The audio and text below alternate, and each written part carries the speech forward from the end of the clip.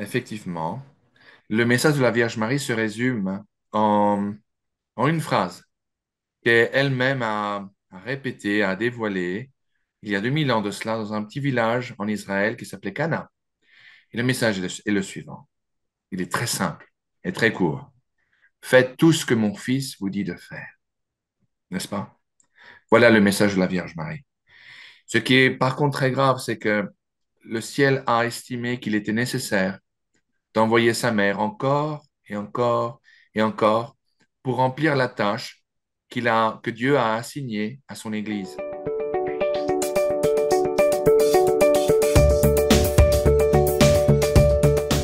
Bonjour à tous et bienvenue sur ma chaîne. Aujourd'hui, nous allons avoir une conversation avec Monsieur Xavier Ayral, auteur et expert en apparition mariale. Est-ce que c'est bien ça? Je vous remercie, c'est très aimable de votre part. Oui, très bonne, très aimable définition. Oui, bienvenue sur ma chaîne. Je suis ravie de vous avoir ici avec nous et je vous remercie d'avoir accepté mon invitation. C'est vraiment un plaisir. C'est moi, c'est ma première interview en français. Je le fais surtout en anglais, étant donné que j'habite aux États-Unis et en espagnol. Vous ne savez pas quel plaisir pour moi, un plaisir personnel, c'est de le faire en français auprès de mes compatriotes. C'est retour aux sources. Donc, j'aimerais bien qu'on commence avec une prière à la Sainte Vierge. Oui, Voilà, je vous laisse nous guider. je vous remercie. Alors, in nomine Patri et Filii, Spiritus Sancti. Amen. Amen. Ave Maria, gratia plena, Dominus tecum, benedicta tu in mulieribus, et benedictus fructus ventris tui, Iesus. Sancta Maria, Mater Dei, ora pro nobis peccatoribus, nunc et in hora mortis nostrae. Amen. Au nom Amen. du Père et du Fils et du Saint-Esprit. Amen. Amen. Non, Monsieur Héral, comme vous le savez, je ne suis ni française ni catholique. Je suis orthodoxe d'origine roumaine et faire des entrevues n'est pas ma préoccupation principale non plus. Cependant, l'année dernière, le contexte a fait que, étant au Portugal, je suis allée visiter le site de Fatima, ensuite Lourdes. Et cette année, j'avais prévu, je voulais en fait aller à La Salette. Sauf que, entre-temps, j'ai découvert Garabandal, que je ne connaissais pas avant. Donc, c'est seulement il y a quelques mois que j'ai découvert ce site et je vais probablement découvrir cette année. Donc, c'est dans ce contexte de cette recherche personnelle que je suis tombée sur vos interviews. Il me semble que le premier, c'était avec LifeSite News, avec John Henry, il me semble. Andrew West. Ouais, que j'aime beaucoup. Et je vous avoue que j'ai regardé plusieurs interviews avec vous, un peu binge-watching, Mhm. car j'avais envie d'entendre davantage votre message, hein. J'avais envie de connaître plus. Donc, je me suis aussi procuré votre livre.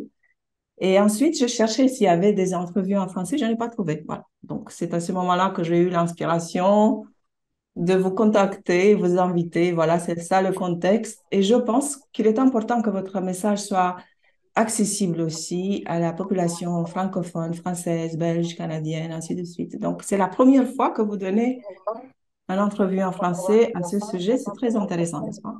Comment ça se fait? Absolument, c'est la divine providence et Dieu écrit droit sur des lignes courbes. Et tout d'abord, Madame, je tiens à vous remercier pour votre immense gentillesse, pour votre amabilité de m'avoir invité. Et concernant vos auditeurs, téléspectateurs orthodoxes, je tiens également à dire ceci, que nous les catholiques, nous avons une profonde amitié, une profonde affection pour nos frères orthodoxes. D'ailleurs, l'Église catholique nous permet, dans les cas où nous ne serions pas en mesure de recevoir la Sainte Communion dans une Église catholique, elle nous permet, nous encourage à aller dans des églises orthodoxes pour recevoir la Sainte Communion, qui est reconnue chez vous et chez Oui, nous par oui, les catholiques comme étant valide, le véritable corps et le sang, l'âme et la divinité de notre Seigneur Jésus-Christ. Sur ce, cela nous fait frères, frères devant Dieu et frères devant la Sainte Vierge Marie. tout à Donc, fait. par conséquent, je vais me présenter, mais, comme vous l'avez fait si gentiment. Mon nom est Xavier Héral. Je suis français jusqu'au bout des ongles, d'une vieille famille traditionnaliste. en France, enfin traditionnaliste, je devrais dire plutôt traditionnel, bien que nous étions très attachés au tout début à Monseigneur Lefebvre, mais nous sommes restés fidèles à l'Église de Rome, l'autorité du Vatican. Et j'ai travaillé pendant un certain nombre d'années, depuis une certaine distance, avec d'abord l'abbé René Laurentin, avant qu'on l'ait fait Monseigneur. Et j'ai travaillé avec lui depuis, je dirais, entre 1994 jusqu'à l'an 2000, 2001, par là, parce qu'il commençait déjà à devenir, je crois, aveugle. Non? Oui, Monseigneur Laurentin a disparu en 2017. Mais entre-temps, nous nous entendions beaucoup. Nous avions travaillé sur un cas en particulier, dont j'ai écrit et publié en France deux livres, Un message d'amour et Un appel à la conversion. d'accord. L'abbé Laurentin, je continue à l'appeler l'abbé Laurentin, mais Monseigneur Laurentin était un homme avec qui je m'entendais très bien, bien que la différence d'âge était assez extrême. Mm. Mais nous nous entendions très bien parce que nous venions du même milieu, voyez-vous. Ma famille en France, comme je vous ai dit, chaque génération a revêtu l'uniforme, a pris les couleurs pour défendre le pays. L'abbé Laurentin comprenait cela très bien. Nous avions les mêmes origines, les mêmes ressources, comment dirais-je, nous venons du même, Milieu. du même milieu. Donc, nous nous comprenions très, très bien, bien qu'il y avait une différence d'âge assez extrême. Depuis lors, je suis venu aux États-Unis, je me suis installé ici, j'ai épousé une jeune fille américaine, j'ai deux enfants franco-américains à qui j'enseigne l'histoire de France tous les week-ends et qui aiment la France, qui aiment Jeanne d'Arc, qui aiment nos traditions et notre pays. Cela est très important de passer la flamme ou l'oriflamme d'une génération à l'autre pour ne jamais oublier, je dirais, l'inoubliable. Voyez-vous? Donc, Oui, ça, c'est mon introduction, ma présentation. très Concernant mon bien. travail, j'ai, depuis un certain nombre d'années, je me suis toujours beaucoup intéressé, bien que je faisais la navette entre la France et les États-Unis pendant de nombreuses années. Étant installé aux États-Unis, je me suis beaucoup intéressé, ou plutôt j'ai continué mon intérêt sur les apparitions de la Sainte Vierge Marie, bien que pendant un Oui, certain temps, j'ai décidé de me retirer un peu après la publication de mes deux livres en France. Et puis, soudainement, mon épouse, qui s'appelle Lisa, m'a recommandé, parce que j'avais les fourmis aux doigts, elle m'a recommandé de faire un livre, non plus en français. Elle était frustrée car elle ne pouvait pas comprendre. Elle ne parle pas très bien le français, encore moins le lire. Donc, elle était frustrée de ne pas pouvoir lire un autre livre que j'avais écrit sur mon oncle Jean Hérald, qui était un compagnon de la Libération et un bras droit de Jean Moulin. Et elle était profondément frustrée de ne pas pouvoir les lire, ces livres. Alors, j'ai déjà commencé une traduction, mais toujours il y avait un facteur frustration. Donc, j'ai commencé à écrire mon premier livre en anglais qui s'appelle Revelations, The Hidden Secret Messages and Prophecies of the Blessed Virgin Mary, qui se traduit en français Révélation, les messages secrets et cachés de la Sainte Vierge Marie. C'est un titre en soi qui invoque le scandale. oui, Et tout à fait. Tout je à dirais à fait. juste titre. Je dirais à juste titre. Je Oui, suis un catholique pratiquant, n'est-ce pas?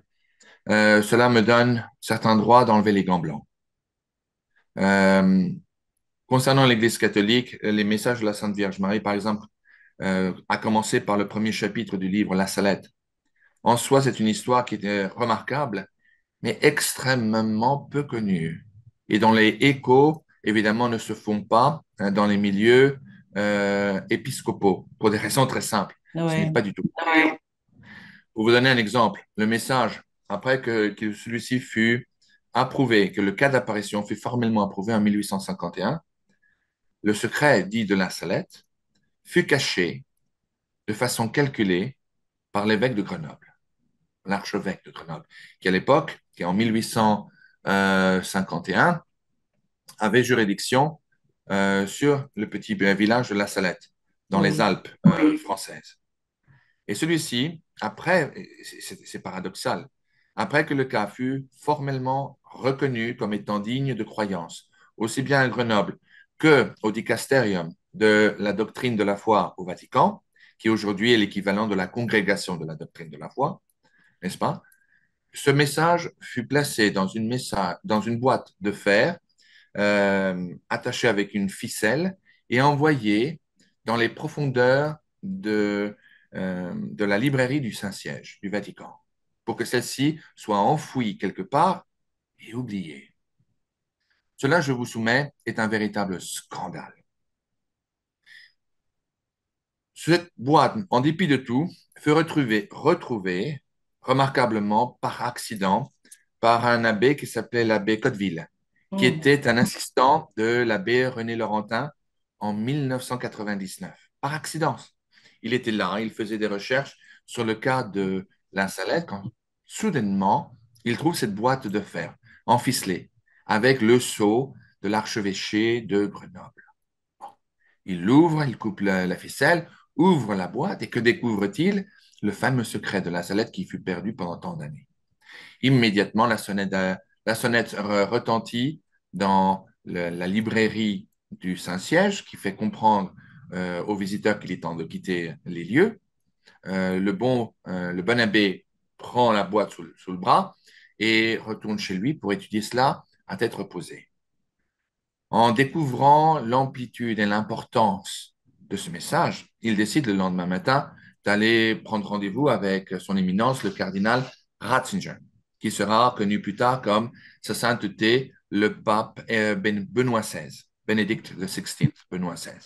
Oh, Euh, sur ce, une fois qu'il le rencontre et lui montre sa grande découverte, le cardinal, étant extrêmement lucide, se rend compte de l'importance de cette découverte et de cette infamie qui fut faite plus d'un siècle auparavant, et donne tout de suite l'imprimatur à l'abbé de Cotteville, qui se met à travailler en association avec l'abbé René Laurentin sur un livre qui fut publié en France. Le, le titre, je crois que oui. s'appelle Les secrets de la Salette, mais il fut publié en France. Tout cela, c'est écrit dans mon livre Revelations aux États-Unis. Dont, entre parenthèses, très très brève parenthèse, je suis en train de travailler sur la traduction française. Je viens de terminer la traduction espagnole. Vous êtes en train de répondre à toutes mes questions. Pardon, j'ai tendance à parler, à parler, à parler. Je suis un véritable moulin à parole. Je vous prie de m'excuser. Non, non, il n'y a pas de souci, il n'y a pas de souci. Qu'est-ce que je voulais dire en fait, c'est que ce que j'aime beaucoup dans votre livre, c'est en fait, je pense que c'est le point le plus important pour ceux qui nous écoutent maintenant, c'est que vous mettez ensemble en fait les messages des apparitions les plus importantes et vous complétez en fait les informations qui manquent, les informations manquantes ou les parties de certains messages qui avaient été exclus, si vous voulez utiliser le mot caché. À mon avis, l'aspect le plus important pour notre audience de savoir est que vous avez été au cœur euh, de ces informations, vous avez eu accès à la source la plus fiable. Donc, vous avez le droit, entre guillemets, de nous donner ces informations. Vous êtes en possession des vraies informations. Et comme vous avez mentionné, vous avez travaillé avec et collaboré avec Monseigneur René Laurentin. Est-ce que vous pouvez nous parler un peu pour nous mettre dans le contexte de cette expérience, comment en fait vous êtes arrivé à travailler, comment vous l'avez connu, j'ai compris, mais comment êtes-vous arrivé à faire ce genre de travail qui est très intéressant? Eh bien, j'ai commencé quand j'étais très très jeune, voyez-vous. J'avais à peine. Écoutez, je travaillais avec. À l'époque, j'avais rencontré deux voyants du Venezuela à l'époque, et c'était quelque temps après la mort de ma mère. Nous avions fait venir notre mère de France pour un traitement expérimental contre le cancer, un cancer qui était très agressif. Donc, ma mère est finalement est disparue en 1992. De là, nous étions en deuil. Mon père, à l'époque, nous avait tout simplement dit qu'il était temps essayer de se changer les esprits. Cela a été, comme le frère aîné, ma responsabilité vis-à-vis de mon jeune frère, enfin, cette histoire nous avait totalement dévastés. Donc, nous étions un peu à l'époque en train d'explorer un peu la Floride. Nous avons découvert ces deux jeunes gens dans une église en Floride qui est nommée Sainte-Jeanne d'Arc.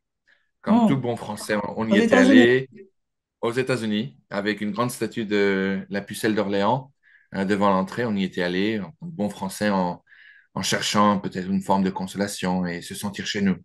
Oui, Et on avait trouvé un pamphlet concernant deux jeunes gens qui prétendaient, non, disaient recevoir des messages de la Vierge Marie et qui avaient reçu pour mission de les propager autour du monde. Cela nous avait quelque peu surpris, mais surtout moi, j'étais un peu sur mes gardes, voyez-vous, parce que nous venions de perdre notre mère, donc nous étions, je dirais, des proies faciles. Nous cherchions quelque chose. Notre mère était notre étoile de Bethléem. Et nous étions déjà au courant, comme des jeunes gens, de ce qui se passait surtout à Medjugorje, en Bosnie. Enfin, à l'époque, euh, c'était encore la Yougoslavie. Je crois, enfin, il me semble. Mais de toute façon, on connaissait les apparitions de Medjugorje. On avait entendu parler de San Damiano et de différents lieux d'apparition en Europe, non? Et de Garabandal, qui ne fut pas encore approuvé, qui ne l'est toujours pas aujourd'hui. Cependant, on était allé en se disant, bon, ben, on va écouter en silence et on va garder certaines distances et on va écouter. On ne va pas brûler de pont derrière nous ou fermer des portes. Ce serait idiot. On était donc allé à cette église qui s'appelle Our Lady Queen of Martyrs, Notre-Dame, Reine des Martyrs.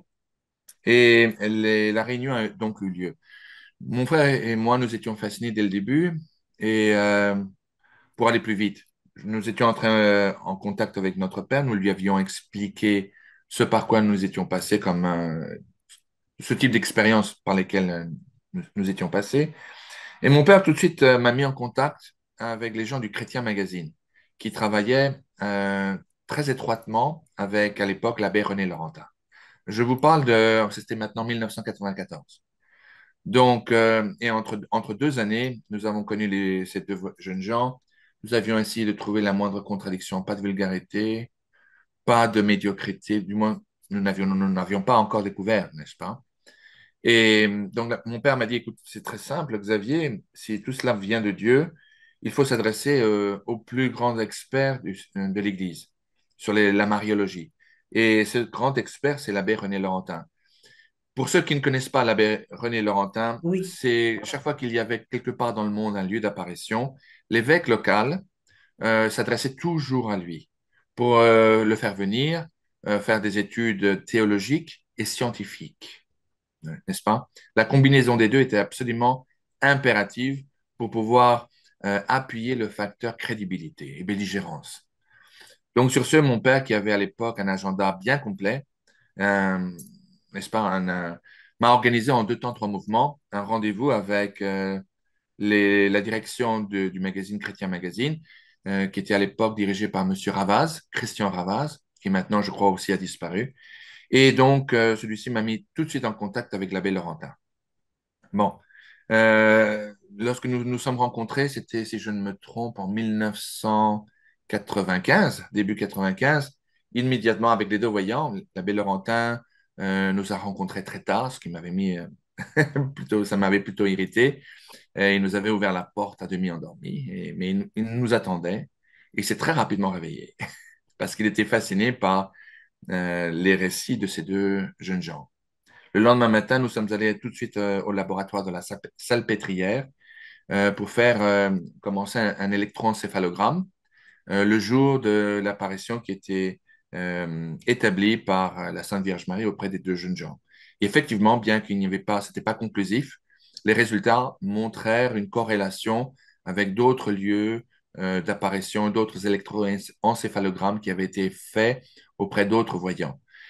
Je veux attirer l'attention auprès de vos téléspectateurs pour leur faire comprendre que l'abbé Laurentin est principalement responsable pour l'approbation du lieu d'apparition à Saint-Nicolas, en Argentine, à Betania, au Venezuela, à Kibeho, au Rwanda, à Soufanié, en Syrie, et l'un, sans le moindre doute, le plus farouche défenseur du lieu d'apparition de Medjugorje, oui. en Bosnie-Herzégovine, aujourd'hui. Non. Donc, l'abbé Laurentin était effectivement une autorité sur les cas d'apparition mariale. Les Américains, ici aux États-Unis, l'appellent The Marian Jacques Cousteau, le Jacques Cousteau marial, car même d'apparence physique, il ressemblait à Jacques Cousteau et il parlait tout à fait comme lui, homme très réservé, culte, extrêmement culte et surtout très réfléchi. L'abbé Laurentin, Monseigneur Laurentin, était un homme qui, concernant les apparitions, était extrêmement prudent. Et il avait profondément horreur des prophéties, alors que moi, je les mets totalement à la lumière dans mon livre. Euh, Il pensait toujours que les prophéties, premièrement, étaient toujours sujets au changement, sur la base de la réponse des fidèles. Car effectivement, si on prend en considération même les apparitions les plus fameuses, comme Fatima, n'est-ce Oui, pas? La oui, Vierge Marie a été très claire. Elle a dit, si l'humanité, au conditionnel, oui, si l'humanité ne retourne pas à mon fils, une guerre plus difficile, plus dure que celle que vous vivez en ce moment aura lieu. Et la Russie propagera ses erreurs. Toujours au conditionnel. Si on retourne, par exemple, même à la Bible, à la Sainte Bible, aux Saintes Écritures, on peut voir parfaitement le cas de Ninive, n'est-ce pas? Quand Jonas était venu pour annoncer, pour faire écho de la sentence de Dieu sur une ville qui avait commis nombre de péchés, dont même le roi. oui, Ninive, en réponse à cela, avait été tellement impressionné. Le cœur de la population a été tellement touché par cet appel à la repentance, à la conversion, que tout le monde a décidé de jeûner et de se mettre en repentance, de demander pardon, y compris en faisant leurs animaux jeûner. Tout le monde jeûnait, le roi s'était couvert de cendres et jeûnait et avait demandé pénitence, pénitence, pénitence. La, comment dirais-je, la sentence de Dieu fut levée, car l'humanité a répondu correctement, en d'accord. se convertissant et en changeant les médiocrités de leur vie. Aujourd'hui, nous vivons quelque chose de similaire. Et cela ne commence pas simplement maintenant, cela remonte à depuis de nombreuses années. Je dirais même qu'il y a un nouveau chapitre dans notre histoire qui a commencé à être écrit dès le début, ou dès la mi ou la moitié du 19e siècle, en commençant probablement par les apparitions de la Salette, l'apparition de la Salette, car il n'y en a eu qu'une seule. Et le message de la Salette est absolument frappant, choquant. On va Ce discuter, n'est on va le décortiquer, celui-là, sûrement. absolument. Mais est-ce que vous Ah. pouvez, pour faire une petite parenthèse avant de revenir à comment vous êtes arrivé à faire ce travail, pour finir la boucle, est-ce que vous pouvez Oui, nous donner, pour ceux qui nous écoutent, en grande ligne, la manière dont une apparition, bah, qu'est-ce que c'est pour ceux qui ne savent pas ce que c'est, et comment est-ce qu'une apparition est évaluée crédible? Quels sont les critères? oui. D'abord, toute apparition de la Vierge Marie doit être totalement en corrélation avec le dogme de la foi de l'Église catholique romaine et apostolique. Numéro un, qui est considéré infaillible. Beaucoup d'autres choses dans l'Église sont faillibles, aussi longtemps qu'elles ne sont pas déclarées ex cathedra, mais tous les messages de la Vierge Marie doivent être absolument fidèles au dogme de la foi, au deposit of the faith, au dogme de la foi. Numéro 2, il doit y avoir définitivement un trait qui doit être considéré comme étant supernaturel. Non? Cela est établi tout de suite par l'Église. Remarquablement, l'abbé Laurentin, Monseigneur Laurentin, euh, à un moment donné, j'étais profondément frustré car je ne comprenais pas l'animosité, je dirais même presque l'agressivité que l'Église employait pour étudier certains cas d'apparition, surtout à leur début. Et je disais à un moment donné à l'abbé Laurentin, rappelez-vous, j'étais un jeune homme à l'époque d'environ, quoi, peut-être 24, 25 ans. Et j'avais demandé à l'abbé Laurentin, écoutez, mon père, comment est-ce possible que dans les cas d'apparition, par exemple, que ce soit Medjugorje ou que ce soit Vasula-Raiden, aussi qui était une orthodoxe, non? Ou Oui. Garavandal, ou même les lieux qui ont aujourd'hui sont reconnus, Fatima, euh, la rue du Bac, Catherine de la Broye, etc. Pourquoi l'Église s'acharne-t-elle avec tellement de véhémence contre ses voyants et contre les messages? Et l'abbé Laurentin, qui parlait toujours très calmement, voyez-vous, ainsi, avec des mots bien pesés, me disait, mais écoutez, Xavier, voyez-vous, c'est absolument nécessaire que nous fassions les choses ainsi. Car l'Église catholique a été fondée sur le roc qui était Pierre. Et apostolique veut dire que depuis Pierre à l'époque c'était Jean-Paul II, jusqu'à Jean-Paul II, n'est-ce pas? Tous les papes ont reçu donc les clés du ciel qui ont été remises initialement à Saint-Pierre par notre Seigneur Jésus-Christ. D'ailleurs, c'est C'est une des choses sur laquelle repose la fondation de notre Église catholique, de notre foi. Et par conséquent, l'autorité de délier ce qui vient de Dieu et de ce qui vient du mal a été donnée donc à l'Église catholique. Donc, si effectivement, l'abbé Laurentin continuait, si effectivement un lieu d'apparition vient de Dieu, il n'y a rien au monde que nous puissions faire, nous, hommes ou anges, qui puisse faire pour torpiller la volonté de Dieu. Et si ça vient de Dieu, cela viendra à la surface et son message se propagera partout dans le monde. Si ça vient du mal, nous, en tant que catholiques et en tant qu'autorité de l'Église catholique, nous avons le pouvoir de découvrir les roueries du diable et de les exposer au jour. C'est pour ça qu'aujourd'hui, l'Église catholique a condamné ouvertement certains lieux d'apparition, comme par exemple Bayside à New York, qui a été formellement condamné par l'évêque local, ou Peña Blanca au Chili, aussi ce qui a été formellement condamné par l'évêque local. Tout dernièrement, si je ne me trompe, je crois que le cas d'apparition à Najou, en Corée du Sud, aussi a été condamné formellement par l'évêque local. Donc, l'Église catholique n'a aucun scrupule à condamner certains lieux d'apparition comme étant contradictoires au dogme de la foi, alors que ceux qui ne sont pas ni reconnus ni condamnés sont toujours en suspens, c'est-à-dire sujets à étude. D'accord, c'est ça que je voulais vous demander aussi, de nous expliquer un peu la différence entre une apparition condamnée et celle qui n'est pas encore approuvée par l'Église. Donc, Exactement. Et qu'est-ce qu'on attend? C'est une bonne question. C'est une très bonne question. Dans le cas, par exemple, de Garabandal, Oui, par il y a exemple. eu certaines prophéties qui ont été faites qui n'ont pas encore eu lieu. L'Église catholique locale attend de voir si effectivement ces prophéties auront lieu ou pas, n'est-ce pas? Dans le cas de Medjugorje, l'abbé Laurentin, d'ailleurs, je commence mon livre Revelations, Révélation, euh, avec un premier paragraphe que j'ai volé de l'abbé Laurentin, mais je l'ai écrit en bas sur dicton de Monseigneur René Laurentin, que notre Seigneur nous a laissé simplement qu'un seul critère, hein, un seul critère pour pouvoir analyser euh, les lieux d'apparition, les cas d'apparition mariale. Et celui-ci vient du fait que notre Seigneur a dit qu'un arbre ne peut être jugé que par les fruits que celui-ci porte.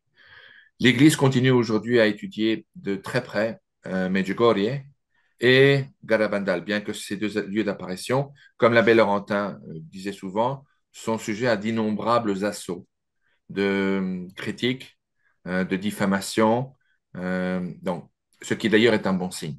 Car l'abbé Laurentin disait que tout véritable lieu d'apparition sera toujours, toujours, sans exception, sujet d'attaque par le mal. Cependant, je me suis rendu moi-même à Medjugorje et je peux vous dire que ce qui est extraordinaire, c'est de voir la multitude de fidèles, pas tous catholiques, y compris de nombreux orthodoxes, cela m'a d'ailleurs beaucoup surpris, et même des protestants, qui font des queues interminables pour demander la confession, qui est un sacrement catholique, n'est-ce pas? Rappelez-vous, notre Seigneur a dit très clairement à Pierre, tout ce que vous déclarerez, vous savez, j'oublie mon français à force de vivre auprès des anglo-saxons, mais tout ce que vous déclarez comme étant ici sur terre sera déclaré de même au ciel. Et tout ce que vous déclarerez comme n'étant point ici sur la terre, sera de même au ciel. Donc cette autorité a été donnée par le Christ à l'Église fondée sur Saint-Pierre. Et donc, pour nous, la confession est effectivement un sacrement. Et d'ailleurs, un sacrement qui est requis encore et encore avec une voix implorante d'une mère qui nous aime par la Vierge Marie. Donc, de voir toutes ces quantités d'âmes qui demandent l'absolution, le pardon, qui demandent à être lavées une fois de plus des médiocrités de leur vie pour recommencer à nouveau au pied de la croix. C'est absolument extraordinaire. Et si cela vient du diable, ben, je vous soumets ceci. Si cela vient du diable, alors le diable a des tendances suicidaires. Car je Oui, vous assure que de pousser les gens à vouloir se rapprocher de Dieu en se confessant, en demandant pardon formellement à travers les représentants de Dieu sur la terre et en adorant la Sainte Eucharistie toute une nuit pendant l'Église, je vous soumets, c'est exactement le contraire de ce que veut le diable. Le diable. Donc oui. tout ceci pour moi, bien que je ne sois pas l'abbé Laurentin, de loin, je ne suis simplement j'étais à l'époque un jeune homme qui observait et qui apprenait de, je ne dirais pas de mon maître non plus, je ne travaillais pas aussi près de lui que j'aurais voulu le faire, mais ces années d'expérience que j'ai eues avec lui ont véritablement été un privilège pour moi, car j'ai beaucoup appris d'une certaine distance avec lui. Et nous nous entendions admirablement bien. Remarquablement, nous avions un seul différent, mais je le respectais avec profond respect, non? Et c'était le cas de Garabandal. Le cas de Garabandal, l'abbé Laurentin, Monseigneur Laurentin, n'y croyait pas. Ou plutôt, il était agnostique sur ce cas-là, car il voyait quelque chose qu'il n'avait jamais vu auparavant dans ce cas d'apparition. En ce qui me concerne, bien que j'étais jeune et avec une expérience infinime, moindre que la sienne, je me suis limité à baser ma croyance, ma totale croyance en Garabandal sur un seul fait. Mm. Saint Padre Pio a Oui. envoyé peu de temps après le début des apparitions une lettre à Conchita González, lui disant, et j'ai la copie de la lettre dans mon livre, l'abbé Laurentin trouvait donc la chose plutôt curieuse, bien qu'il ne fût pas capable de trouver la moindre contradiction entre le message principal de la Sainte Vierge Marie donné aux petites filles euh, et le dogme de la foi. Cela étant, il n'était pas très confortable avec le format de ce lieu d'apparition. Cependant, moi, contrairement à lui, et lui suis resté fidèle et extrêmement respectueux. Mais je gardais ma conviction pour moi. J'essayais d'éviter le sujet avec lui le plus souvent possible. Mais pour moi, la pierre angulaire qui donnait totale et complète belligérance et crédibilité au lieu d'apparition de Garabandal fut cette fameuse lettre. D'ailleurs, il y en a eu une autre plus tard, mais la copie de laquelle ne fut jamais publiée car elle fut de nature privée. Mais la Est-ce première que vous lettre, l'avez maintenant? Elle est disponible? je Est-ce que vous l'ai. pouvez, elle est longue, vous Je l'ai pouvez la lue. lire pour nous? Oui, très certainement. Je me fais vieux, donc je suis obligé de prendre mes lunettes. Et comme moi, bienvenue au club.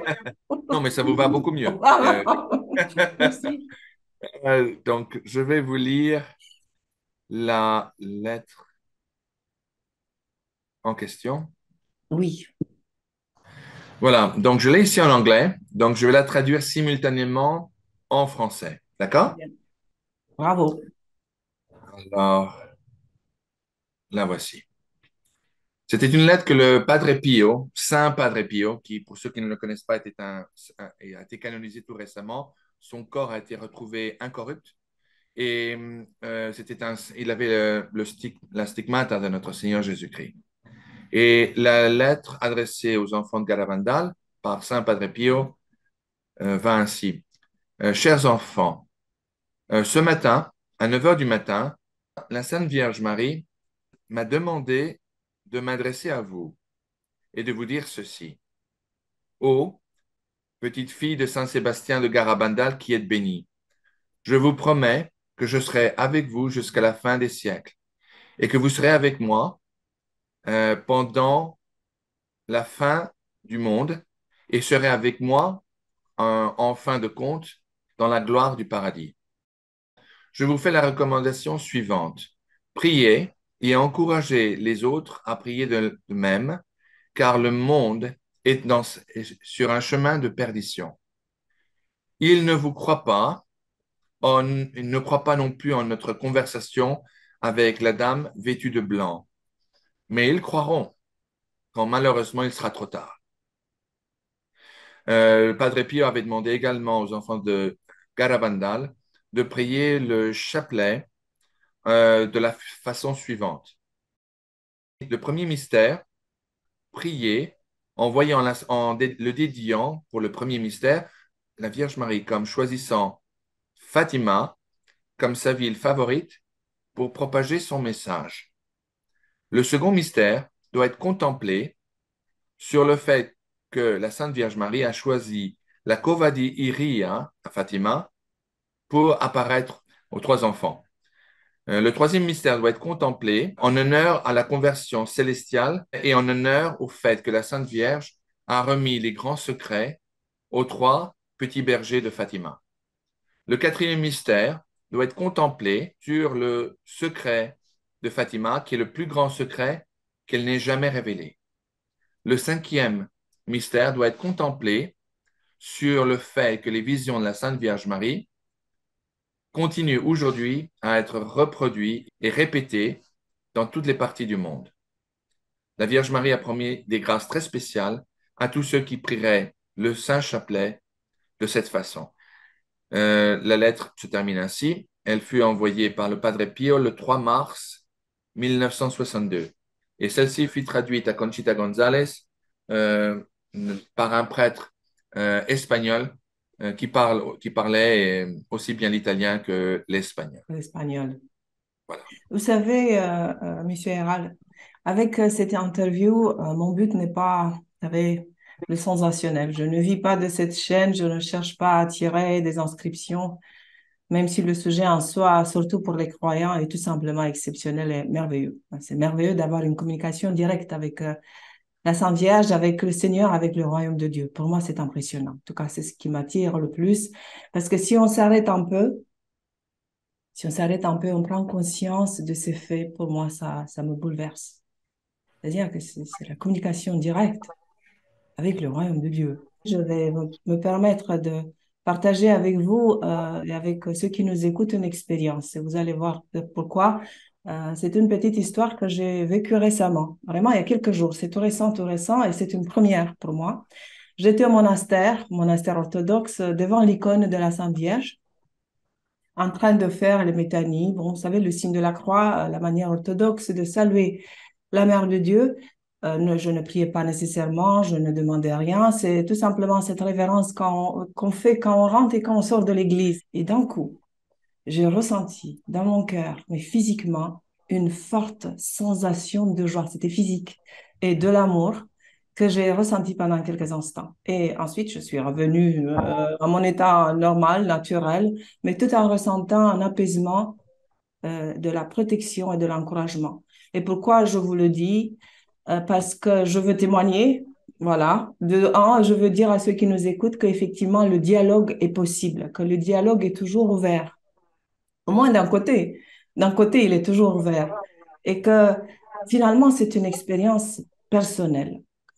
Ceux qui ne croient pas, c'est pas nécessaire qu'ils croient. Je ne l'ai pas à démontrer, je n'ai pas à convaincre parce que le chemin est individuel. C'est moi avec Dieu. Voilà. Et concernant le sensationnalisme, qui est d'ailleurs accusé très souvent, même par les autorités de l'Église. Et pour tous ceux qui ont la critique facile, vous savez, Bernadette Soubirous a été très claire. Sa mission n'était point de convaincre les gens, sa mission était simplement de faire écho d'un message du ciel à l'humanité. Si les gens qui ont la critique facile décident d'ignorer, que, que Dieu les garde. Mais concernant le sensationnalisme, je tiens à vous attirer à votre attention sur le suivant. Le Christ n'a fait qu'utiliser le sensationnalisme pendant sa vie. C'était nécessaire. Imaginez-vous, le Fils de Dieu qui est né d'une vierge, le Fils de Dieu qui a marché sur les eaux, le Fils de Dieu qui a réussi à rétablir les aveugles et qui leur a permis à nouveau de voir, de ressusciter les morts, d'être crucifié en bénissant les gens, ses bourreaux, en ressuscitant au troisième jour après sa crucifixion, en ascendant au ciel devant des témoins, en multipliant les pains et les poissons devant des milliers de témoins. Notre Seigneur a décidé, pendant sa vie sur la terre, à utiliser le sensationnalisme pour faire croire aux païens, pour faire croire à ceux qui n'avaient pas d'autre moyen que de croire, pour faire croire, pour montrer la vérité à ceux qui ont justement la critique facile, n'est-ce pas? Donc, il ne faut pas avoir, je pense, il ne faut pas avoir peur de dire les faits comme ils le sont. Si ceux qui, par cynisme, décident d'ignorer cela, eh bien, ce sont ceux qui ne connaissent pas l'histoire. Regardez ce qui s'est passé à Fatima. Rien que Fatima, c'est une preuve absolument incontestable. Et je défie toute personne, y compris ceux qui ont la critique facile, d'expliquer ce qui s'est passé là-bas.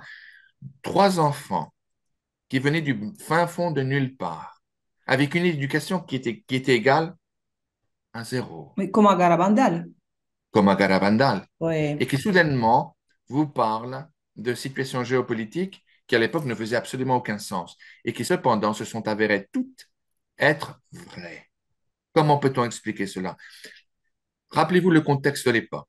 En 1917, la Première Guerre mondiale était encore en son plein.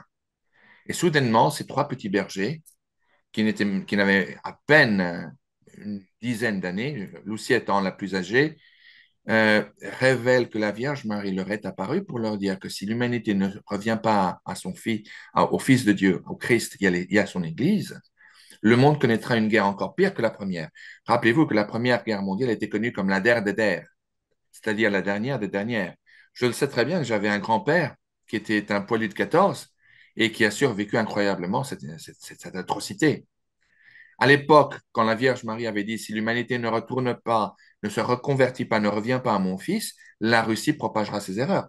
La Russie, en 1917, était une nation de troisième catégorie qui venait de signer l'armistice, la capitulation avec le Kaiser et les puissances d'Europe centrale. C'était une puissance qui était à genoux et dont l'armée était composée de Cosaques à demi ivres qui à peine réussissaient à monter sur leurs chevaux. C'était absolument irréaliste, inconcevable. Les gens se moquaient de ces messages parce que c'était tout à fait irréaliste à l'époque. Hein.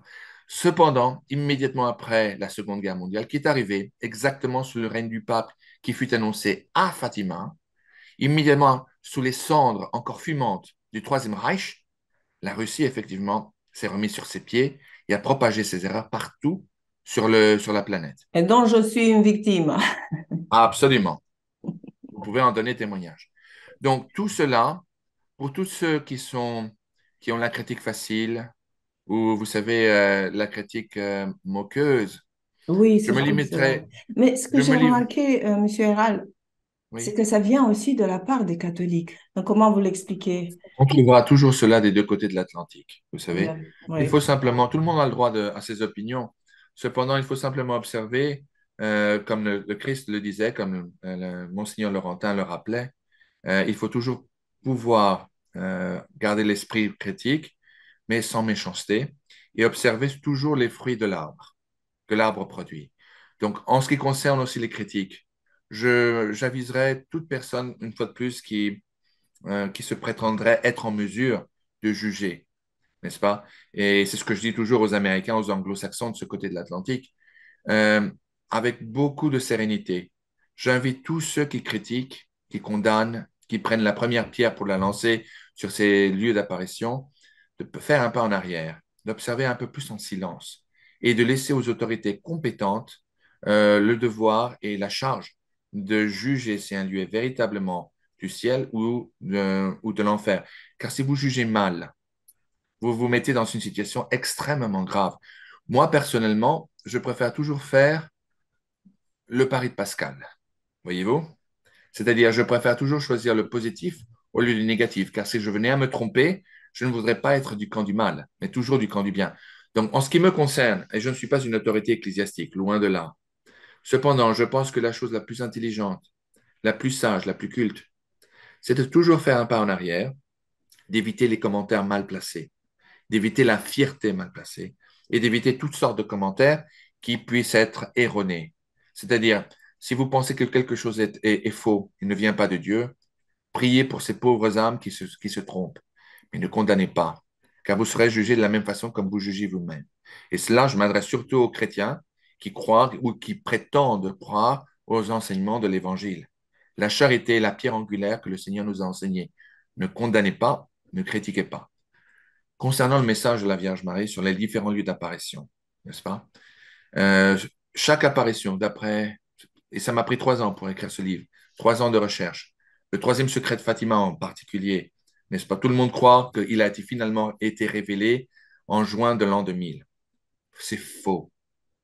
Cela a été un mensonge qui fut monté de façon calculative. Ce que nous avons reçu comme information en juin de l'an 2000 n'était que la première partie du troisième secret de Fatima. Cependant, ce que très peu de gens savent aujourd'hui, et cela peut être confirmé, aurait pu être confirmé par son éminence, le cardinal Ottaviani, qui a relâché la seconde partie du secret de Fatima à travers un magazine allemand, et par un certain prêtre, entre autres, qui s'appelait, un prêtre irlandais-américain qui s'appelait Malachi Martin, non? Qui est lors d'une interview ici aux États-Unis, a donné un énorme indice sur le véritable troisième secret de Fatima, et aussi qui fut confirmé par son éminence cardinal Ratzinger avant qu'il soit devenu pape, pape Benoît XVI. Je vais vous expliquer tout ça très rapidement. Mais le troisième secret de Fatima, excusez-moi un moment, troisième secret de Fatima fut également caché en totale et complète désobéissance aux instructions de la Vierge Marie.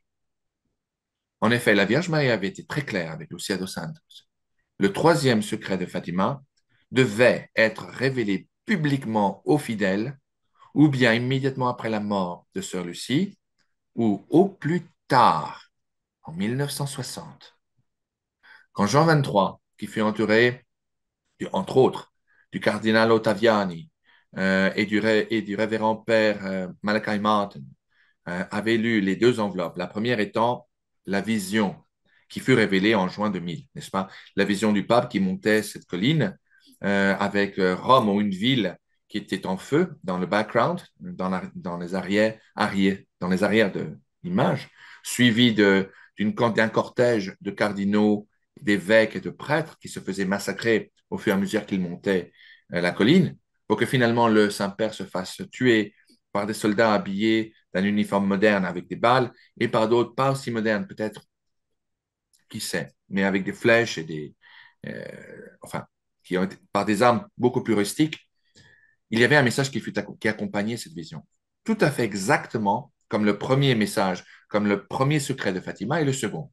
Oui. La vision et l'explication de la Vierge Marie. Serait-ce que pour le troisième secret de Fatima, cela fut l'exception, il n'y avait simplement que la vision? En accord avec le cardinal Ottaviani et avec le révérend père Malachi Martin, cela ne fut pas le cas. Lucia dos Santos a écrit deux enveloppes, a écrit deux lettres qui furent scellées dans deux enveloppes différentes. La première fut effectivement l'apparition. La seconde, et c'est ce secret-là qui ne fut jamais révélé jusqu'à ce jour, était l'explication de la vision en question et dont le secret apparaît dans mon livre. Donc, Je ce reviens, secret, c'est la première fois qu'il apparaît, qu'il a été publié dans un livre. que je sache. Et je crois qu'il y a un livre italien écrit par un journaliste italien qui s'appelle Sochi, intitulé, d'ailleurs je crois que je l'ai mis comme référence dans mon livre, Oui. Il quarto segreto di Fatima, donc, qui veut dire le quatrième secret de Fatima. Donc, et je crois qu'il est inscrit là. Mais là-dessus, j'ai reproduit de façon intégrale l'interview de Père Malachi Martin, où une partie capitale du troisième secret de Fatima apparaît, et le texte qui a été souligné en rouge par le cardinal Ottaviani, qui a envoyé à ce magazine allemand News Europa, News Europa, les nouvelles de l'Europe, qui fut publié dans les années 60, n'est-ce pas? Et dont les sources ont été cachées par le journaliste allemand qui publia ce secret, mais qui fut confirmé plus tard par son éminence, le cardinal Ottaviani. Enfin, cela étant, ce qui s'est passé, ce que l'Église catholique a déclaré en juin 2000, n'est rien de moins qu'un autre scandale, n'est-ce pas? Car il y eut effectivement une seconde partie du troisième secret de Fatima qui, jusqu'à ce jour, a été cachée. De plus, une autre révélation de toute première importance qui confirme ce fait. Le lieu d'apparition au Japon, Akita, qui fut approuvé en 1980, en est une confirmation. Et je dirais même que Akita est je dirais un addendum aux apparitions de Fatima. Je vous explique pourquoi. Euh, le 13 octobre 1973, la Vierge Marie, qui apparaissait depuis un certain temps à une religieuse du nom de Agnes Sasagawa, qui était une petite nonne du couvent de Akita au Japon, lui a annoncé un message qui est on ne peut plus effrayant. C'est le moins qu'on puisse dire.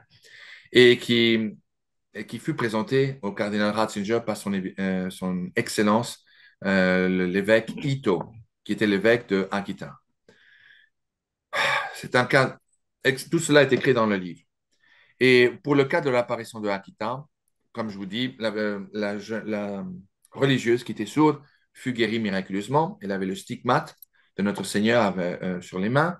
Elle et ses sœurs priaient devant une statue de Notre-Dame de toutes les nations, euh, une statue en bois dans le couvent, qui de suite commençait aussi à pleurer, des larmes humaines qui furent étudiées par un scientifique japonais qui fut choisi par l'évêque Ito comme étant athéiste, Mhm. athée, pardon, n'est-ce pas?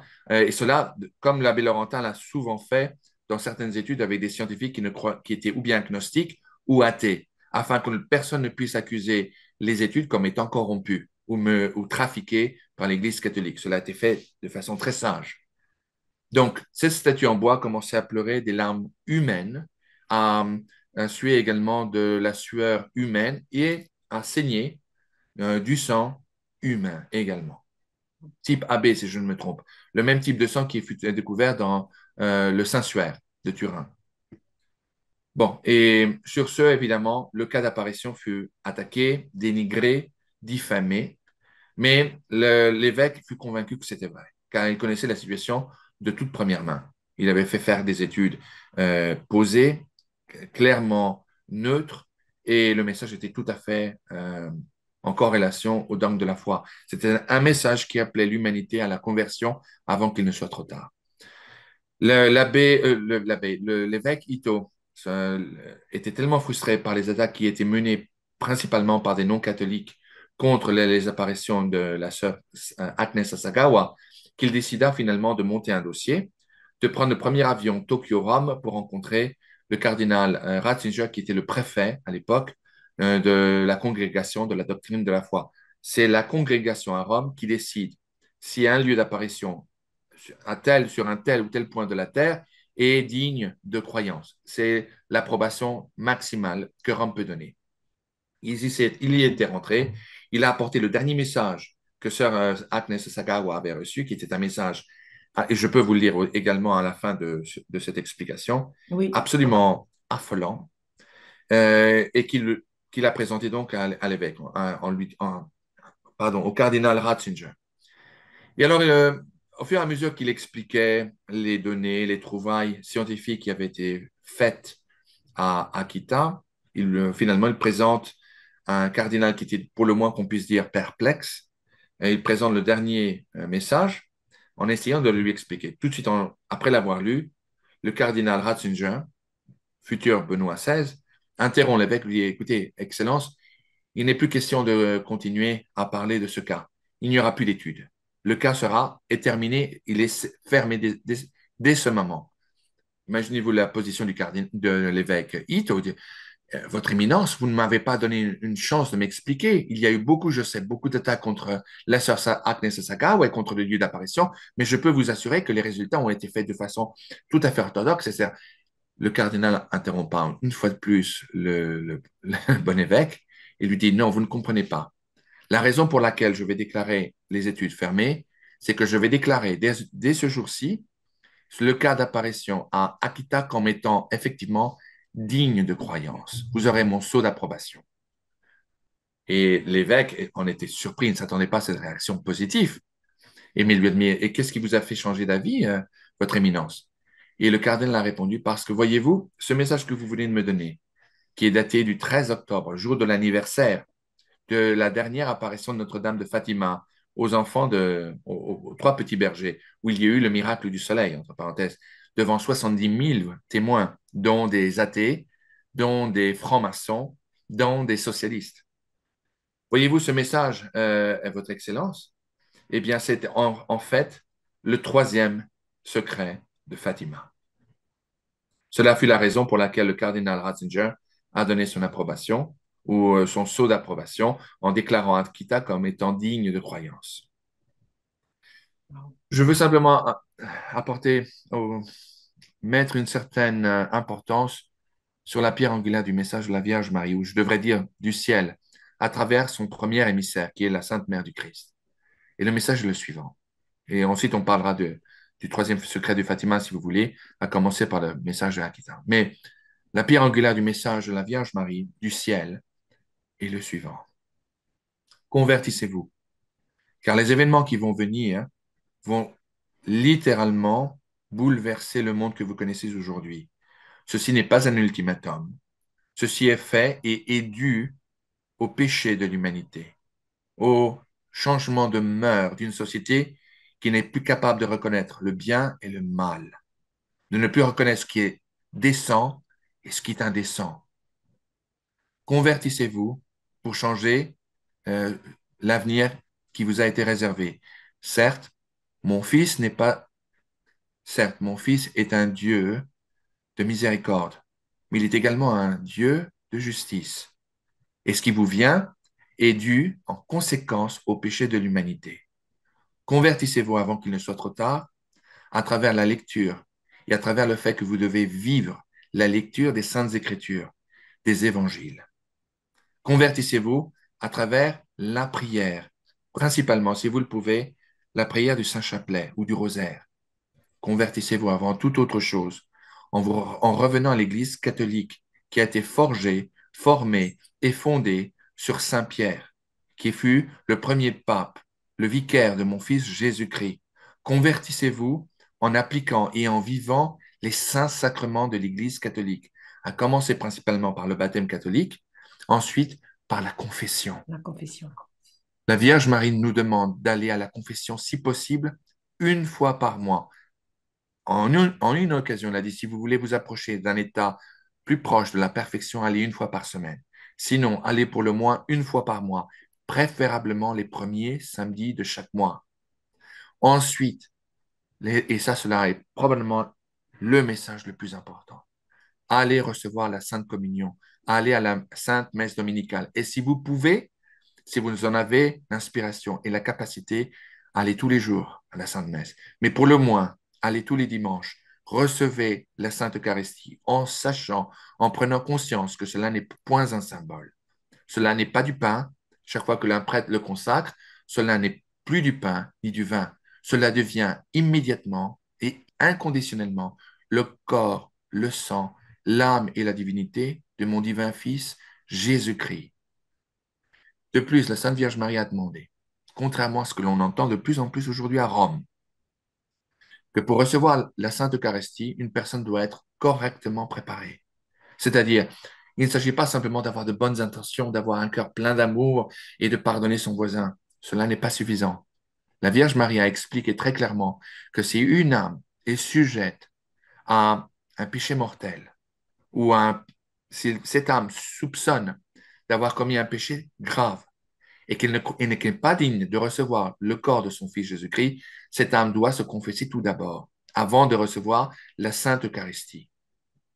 Car autrement, si vous receviez la Sainte Communion en état de péché mortel, cela deviendrait une communion sacrilégieuse. Je vous prie de m'excuser à force de vivre aux États-Unis, de ne parler que l'anglais. Parfois, je perds mon latin. Ouais, ouais, c'est très bien parce qu'on va en avoir d'autres, hein, donc vous allez vous améliorer au fur et à mesure. Bah, écoutez, je vous remercie. Mais le message en soi n'est plus un sujet de conversation de salon qui est discuté, vous savez, les jambes croisées avec un bon café ou un courvoisier Tout à fait, ou un cognac. tout à Cela fait. est devenu et sera dans l'avenir un point de référence dans nos pages de l'histoire. Et Oui. j'en appelle à vos téléspectateurs d'en prendre conscience avec beaucoup de sérieux. J'avais une petite question pour vous avant de présenter le livre. Vous avez mentionné à un moment donné dans une entrevue que vous avez hésité de publier un message parce que vous pensez que c'était un peu trop et que finalement, il s'est avéré. Je ne sais pas Oui, c'est lequel et si vous pouvez nous parler un peu de cela. oui. Le plus grand chapitre, sans le moindre doute, avec celui de Fatima dans mon livre, et je couvre certaines apparitions. Je couvre La Salette, je couvre Sally en Normandie, Thalie, pardon. Je couvre celle de Marie-Julie Janis à l'Aphrodite. C'est le chapitre le plus grand de mon livre. Je suis arrivée à la fin. Ah J'ai bon? réussi à le finir. Ça m'a pris du temps. J'ai écrit également sur Fatima, j'ai écrit sur Garabandal, j'ai écrit sur Medjugorje et le dernier chapitre a trait aux révélations qui ont été faites à des saints, à des mystiques, à des stigmatistes. Eh bien, dans le cas de Marie-Julie Janis, à l'époque où j'ai commencé à ce livre en 2019, ça fait déjà un certain temps. Et il y avait une apparition où il était mentionné que l'armée française serait déployée un peu partout, non seulement dans les pays africains, au Moyen-Orient, mais également en Europe de l'Est. Et que de là, après, et les prophéties de Marie-Julie Janis sont extraordinaires. C'est probablement l'un des chapitres les plus intéressants du livre. Tout à fait. Et que de là, l'armée française sera engagée en Europe de l'Est et il n'y aura pas suffisamment de forces conventionnelles, on va dire, en France pour pouvoir défendre le pays de façon adéquate, y compris de forces policières, etc., etc. J'avais un sérieux problème de conscience à écrire cela, car à l'époque, il n'y avait pas encore la guerre en Ukraine. C'était totalement et complètement irréaliste. Qu'est-ce que la France, je me demandais, allait faire, allait fouiner en Europe de l'Est? Donc, je me disais, si j'écris cela, je vais perdre toute crédibilité. Les messages de Marie-Julie Jany vont perdre toute crédibilité.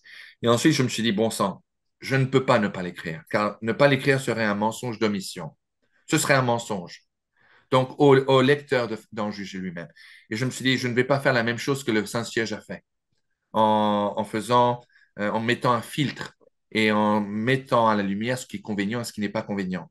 Même s'il y a eu des erreurs, eh bien, à la grâce de Dieu, me suis-je dit, et je me suis dit, je m'en remets au pied de la croix. Et j'ai tout écrit. C'était cela que j'ai eu le grand problème de conscience à écrire. Je l'ai fait et aujourd'hui, je ne le regrette pas, car effectivement, aujourd'hui, la France a envoyé un contingent assez important, avec une puissance de feu assez remarquable en Roumanie, dans votre propre pays. Je crois qu'il a envoyé à un moment donné le porte-avions nucléaire Charles de Gaulle, tout près dans la mer Adriatique, pour faire des Oui. patrouilles avec la force de l'air roumaine.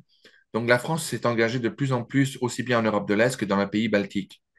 Et évidemment, on est extrêmement présent dans l'Afrique occidentale, l'Afrique centrale, au Moyen-Orient. Nous avons des forces qui sont assez négligeables, certes, mais nous avons des forces au Moyen-Orient, en Jordanie, si je ne me trompe, également au Koweït, à Djibouti, je crois que nous avons encore une présence, définitivement en Syrie, y compris des forces spéciales qui ne sont pas mentionnées. Et donc, on est effectivement les messages, les prophéties de la Vierge Marie et de notre Seigneur auprès de Marie-Julie Joly sont absolument remarquables, y compris toutes les prophéties dont elle a fait écho Oui. depuis la fin du 19e siècle jusqu'à nos jours. Elle ne s'est pas trompée une seule fois, pas une seule fois. C'est absolument extraordinaire. J'en appelle à tous nos compatriotes à étudier, à voir sur le Internet tout ce qui a été dit et révélé Oui. à travers Marie-Julie Janis, qui était une stigmatiste, une Bretonne, dont, entre parenthèses, dont le corps, notre Seigneur lui a promis, serait exhumé un jour et découvert incorrupt, et dont le cœur sera découvert comme continuant à battre, tout à fait comme ce qui est arrivé à Jeanne d'Arc après son exécution sur le poteau à Rouen. Bon, on parle beaucoup des apparitions des messages et de votre livre, mais on n'a pas encore dit à notre téléspectateur s'il est disponible, s'ils veulent se le procurer, qu'est-ce qu'ils font? Il n'existe En, pas. en français, pas encore. Je suis en train d'y travailler. S'ils parlent l'anglais, ils peuvent il est omniprésent sur l'Internet, à commencer par D'accord. Amazon. Et quand est-ce qu'il a été publié? Pour avoir une idée, c'est Il a récent, été publié le 31 mai euh, de l'année dernière, 2022. 2022. D'accord. Oui. Et où êtes-vous rendu avec la traduction? En français, ben, j'en suis au tout début. Je viens de terminer à peine la traduction espagnole. Je suis en train de la vérifier, mais j'ai déjà commencé la traduction française. J'y mets beaucoup d'importance à la traduction française, car bien que je vis aux États-Unis, j'ai deux enfants qui sont franco-américains, une épouse américaine. J'aime passionnément mon pays. Je suis resté citoyen français. J'ai refusé la nationalité américaine, car ayant eu un grand-père qui a fait la guerre de 14-18, j'ai eu un oncle qui était compagnon de la résistance, un compagnon de la libération, pardon. Je ne crois pas que tous ces sacrifices ont été faits par nos aïeux pour que les dernières générations terminent des étrangers. Donc, français je suis, français je reste, et je mets beaucoup d'importance et beaucoup de valeur à cette traduction pour mes compatriotes de France. Vous ne savez pas pour moi l'importance que cette première interview en français a pour moi. C'est pour moi très personnel et très affectueux. Je le fais avec toute mon affection à nos compatriotes. Mais avant d'être français, je suis catholique et chrétien, ce qui fait de vous, chère madame, ma compatriote. Tout Donc, à fait. Pourquoi pas? et tout à fait. Et je m'adresse également aux orthodoxes qui sont nos frères et nos frères reconnus. Et nous sommes unis en notre amour envers le Christ et envers la Sainte Vierge Marie comme notre mère adoptive. Hein, gloire à Dieu. Donc, un petit commentaire, si parmi ceux qui nous regardent maintenant, il y a quelqu'un qui serait intéressé à participer à la publication de ce livre, vous pouvez nous contacter. Je ne sais pas, c'est juste une question que je lance. Et qu'est-ce que je voulais dire? En fait, voilà, parce que c'était important pour moi de le faire, puisqu'on parle de livres en général, où c'était bien l'intention de cette entrevue, de passer rapidement à travers les chapitres. Donc, je vais énumérer rapidement les chapitres. Donc, nous avons La Salette, l'Aphrodite, Tilly, Fatima, Akita, Our Lady of Good Success, comment vous le diriez-vous en français? Notre-Dame de la bonne réussite, c'est la traduction Notre-Dame de la littérale. Bonne-Réussite, la Quito. Garabandal et Medjugorje. Et pour finir, comme vous avez dit dans le dernier chapitre, vous complétez avec les révélations. Et qu'est-ce que je voulais vous demander, en fait, si vous l'avez déjà traduit en français, si vous pouvez nous citer le petit fragment de Monseigneur René Laurentin de l'introduction, parce que ça nous donne la clé de la lecture de ce livre et de l'interprétation de ces messages. Je pense, à mon avis en tout cas. Tout à fait, je serais ravi de le faire. Je tiens simplement à porter votre attention sur le fait suivant. La Sainte Vierge Marie, dans tous les cas d'apparition mariale où elle est apparue, que ce soit Guadalupe, Fatima, Lourdes, etc., n'apporte jamais aucune nouvelle, aucune addition aux révélations qui ont été apportées par les saints apôtres, n'est-ce pas, dans les évangiles. Son message général est le suivant, est le même qu'elle a énoncé il y a 2000 ans de cela dans un petit village qui s'appelait Cana. Le message de la Vierge Marie se résume en, en une phrase qu'elle-même a répétée, a dévoilée il y a 2000 ans de cela dans un petit village en Israël qui s'appelait Cana. Et le message est le suivant. Il est très simple et très court. Faites tout ce que mon fils vous dit de faire, n'est-ce pas? Voilà le message de la Vierge Marie. Ce qui est par contre très grave, c'est que le ciel a estimé qu'il était nécessaire d'envoyer sa mère encore et encore et encore pour remplir la tâche que Dieu a assignée à son Église, à l'Église qu'il a assignée à travers Saint Pierre, n'est-ce pas? Dieu demande également la réunification de ces églises, car la division des églises chrétiennes ne sert simplement qu'à l'empire de l'ennemi de Dieu. J'ai une immense admiration pour les orthodoxes. Je suis allé plusieurs fois dans certaines de vos églises ici aux États-Unis. Vous êtes admirable. J'aime beaucoup comme vous donnez la communion avec la cuillère, comme les gens la reçoivent avec profonde humilité. Malheureusement, aujourd'hui, le Second Conseil du Vatican a permis la réception de l'Eucharistie dans des mains non consacrées. Cela, aujourd'hui, cause beaucoup de problèmes. Cela est reconnu et admis par l'Église, donc cela est permis, effectivement. Cependant, en nombre d'occasions, la Vierge Marie a demandé de recevoir le corps de son Fils dignement préparé, comme je l'ai mentionné tout à l'heure, après une bonne confession, et si possible, directement dans la bouche, et si possible, sur les genoux, en forme d'humilité. Il n'est pas un péché que de le recevoir sur ses pieds ou dans la main, car cela a été autorisé par l'Église de Jésus-Christ, l'Église de Saint-Pierre. Cependant, il y a une façon de le faire qui est plus correcte et qui est recommandée par Notre-Dame, et c'est celle directement dans la bouche et, si possible, sur les genoux. Pour ceux qui ne le peuvent pas, évidemment, l'impossible, nul n'est tenu, spécialement pour les gens âgés, évidemment. Mais cependant, je me limite simplement à faire écho des messages du ciel.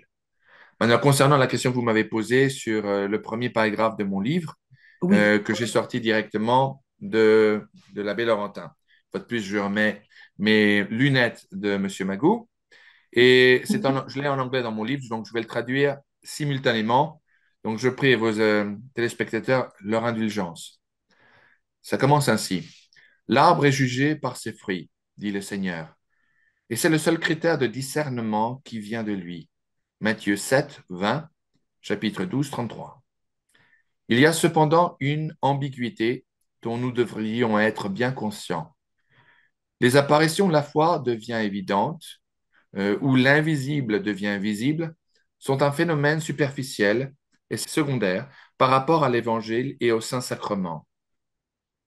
Même là où l'Église reconnaît une apparition, y compris Lourdes et Fatima, les plus solennellement reconnues, elle n'emploie pas son infaillibilité ni même son autorité, puisqu'il ne s'agit pas d'un dogme nécessaire au salut et enseigné au nom du Christ, mais d'un discernement seulement probable et conjectural. L'Église catholique ne dit pas vous devez croire, mais elle dit il y a de bonnes raisons de croire. Il est bénéfique de croire. L'autorité responsable elle-même peut même ajouter je crois, mais il n'impose pas ce jugement sous peine de péché. Si je ne croyais pas en Lourdes, ni même en Fatima, je n'aurais pas à me confesser. Si j'avais des raisons de douter, ce serait mon affaire. C'est dans cet esprit et avec un esprit totalement ouvert que j'ai entrepris mes investigations sur Lourdes. De même, si l'autorité dit il y a des raisons sérieuses de ne pas croire, alors il est faux de croire, il est mal de croire. Notre jugement est appelé à obéir à l'Église catholique, romaine et apostolique, mais il permet la liberté d'examen et de discernement. Monseigneur René Laurentin, déclaration faite en 1997. Cela est plein de bon sens, n'est-ce pas? L'Église en aucun moment oblige les gens à croire dans les messages de la Vierge Marie. Cela ne fait pas partie du dogme de la foi. Cependant, quand l'Église catholique déclare un lieu d'apparition comme étant faux ou ne provenant pas de Dieu, effectivement, il est considéré un péché que de croire et de propager ces messages partout dans le monde. Par contre, de propager un message qui n'a été ni condamné ni approuvé n'est pas non plus un péché. Cela, d'après le droit canonique, depuis 1966, Sa Sainteté Paul VI a permis la publication de tout message supposé de la Vierge Marie des lieux qui n'ont pas encore été jugés, approuvés ou condamnés. Donc, par droit canonique, nous avons parfaitement le droit de discuter et d'écrire, de publier les messages ou supposés messages de la Vierge Marie dans des lieux non approuvés encore. J'espère que cela répond à votre question. Oui, oui, oui, oui, oui, tout à fait. Merci beaucoup parce que je pense que c'est important de comprendre la manière dont on doit regarder pour pour être dans la vérité. Est-ce que Mais vous... Oui, oui, allez-y, allez-y. après vous. Non, Je non, vous en non, prie. non, moi je voulais tout simplement vous demander si vous voulez, si vous pensiez qu'on avait le temps de lire le troisième secret de Fatima. On est Absolument. voilà, si on a le temps, si vous aviez d'autres choses à dire, Écoutez, ici chez moi, il est très tôt le matin à cause de décalage horaire. Je suis à votre entière disposition. non, c'est Donc, super, c'est gentil, merci autant que beaucoup. vous voulez. Absolument. Je voulais simplement, si vous me le permettiez, ou transmettre le message suivant à vos téléspectateurs. Je sais que je connais très bien la mentalité française. Je suis né en Normandie, j'ai grandi à Paris, je suis français, je sais comment mes compatriotes pensent, je connais notre culture, toujours la critique, toujours la bourlade, tourner tout en dérision. Ça fait partie de notre culture. Je le fais moi-même souvent. Mais en ce qui concerne ces messages de la Vierge Marie, j'en appelle vraiment au sérieux euh, à toute personne qui vient à écouter ou à regarder cette interview. Je ne crois pas pour un seul moment en tant que chrétien. Je ne parle même pas de catholique. Je parle en tant que chrétien. Je ne crois pas en un seul moment en coïncidence. J'ai tendance à croire, et ma conviction me dicte, que toute personne qui vient écouter ce show ou à regarder cette émission a été appelée à être au courant, à savoir, à écouter l'écho d'un message qui provient du ciel et qui est adressé à tous ceux qui sont de bonne volonté. Je crois qu'il est bien en effet de maintenir un esprit critique, il faut toujours le faire, parce qu'il y a beaucoup de roueries, même dans les cercles chrétiens et catholiques, il y a beaucoup de fausses apparitions, effectivement. Mais d'éviter de manquer de charité. Le manque de charité, la condamnation, est une contradiction et un paradoxe avec la vie qu'un chrétien prétend ou devrait prétendre avoir, n'est-ce pas? Nous vivons dans une période de notre époque qui est en ce moment plutôt tragique, comme les événements en Europe de l'Est le démontrent aujourd'hui. euh, la gravité de la situation est à son extrême. Non?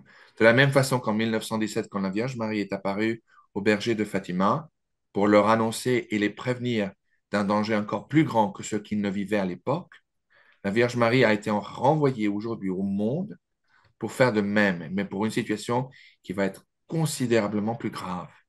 Oui, Nous ne vivons plus au temps de la Seconde Guerre mondiale, où les guerres conventionnelles se font par des blitzkrieg et des libérations du type de au jour de plus long. Ce n'est plus comme ça. Nous vivons à une époque où il ne s'agit plus que d'appuyer sur un bouton pour en finir avec une civilisation, pour en finir avec une ville en tout entière. L'âge nucléaire nous mène à, comment dirais-je, à être plus conscients des dangers qui nous menacent aujourd'hui. Et la Vierge Marie, à travers surtout les apparitions de Marie-Julie Janis, sont très claires. Tout l'avenir, toutes les prophéties qui ont été écrites ne sont pas gravées sur du marbre. Elles peuvent être changées si l'humanité se convertit à temps. Toutes les prophéties peuvent être changées. L'histoire n'a pas encore été écrite. Elle est écrite au jour le jour, au fur et à mesure que les jours passent. Et tout dépend de la façon comme les fidèles décident de répondre. En connaissant tous ces détails, en connaissant ce qui va arriver à travers les prophéties, qui sont des admonitions, non pas des ultimatums, mais des admonitions d'une mère qui nous aime profondément.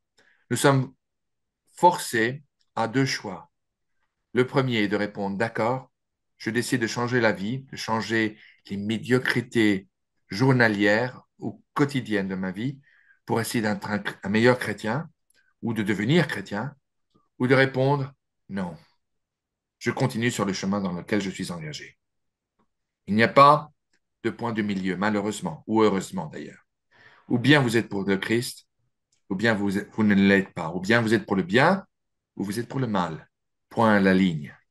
C'est malheureusement les choix auxquels nous sommes confrontés. Et, je vais commencer, si vous m'en donnez la permission, par le message approuvé et reconnu comme digne de croyance de Akita, que son éminence, le cardinal Ratzinger, avant d'être devenu sa sainteté, le pape Benoît XVI, a reconnu comme étant en fait la reproduction du troisième secret de Fatima. Voulez-vous? oui, Voici donc le message de Notre-Dame à la sœur Agnès Sasagawa. Le grand secret, c'est pas un secret, mais c'était un message qui a été donné donc au mois d'octobre 1973 à la sœur Sasagawa. Voilà. Le message va ainsi. Et ce fut le message donc reconnu par le cardinal Ratzinger comme étant en fait la répétition du troisième secret de Fatima. Donc c'est en anglais, je vais le traduire simultanément. Ma chère fille, écoute bien ce que je vais te dire. Tu informeras ainsi ton supérieur. Après un long silence, la Sainte Vierge Marie continua. Comme je t'ai, comme je te l'ai annoncé auparavant, si les hommes ne se repentissent pas et ne s'améliorent pas, Dieu le Père infligera une punition terrible à toute l'humanité. Ce sera une punition plus grande encore que celle du déluge, une comme elle ne fut jamais vue auparavant. Le feu tombera du ciel et exterminera une grande partie de l'humanité, ceux qui sont bons aussi bien que ceux qui sont mauvais, en ne protégeant ni les prêtres ni les fidèles. Les survivants se trouveront tellement désolés qu'ils voudront faire partie des morts. Les seules armes qui vous resteront seront le rosaire ou le chapelet et le signe qui vous sera laissé par mon Fils. Récitez tous les jours la prière du chapelet. Avec le chapelet ou le rosaire, priez pour le pape, pour les évêques et pour les prêtres.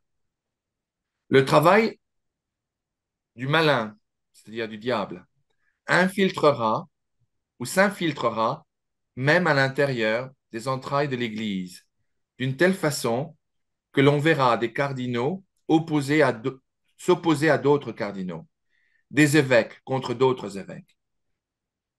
Les prêtres qui me vénèrent seront accusés, critiqués et opposés par leurs confrères.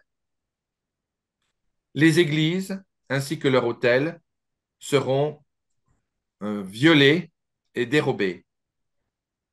L'Église est pleine aujourd'hui de ceux qui acceptent des compromis avec le démon et pousseront de nombreux prêtres et de nombreuses âmes consacrées à abandonner leur service pour le Seigneur.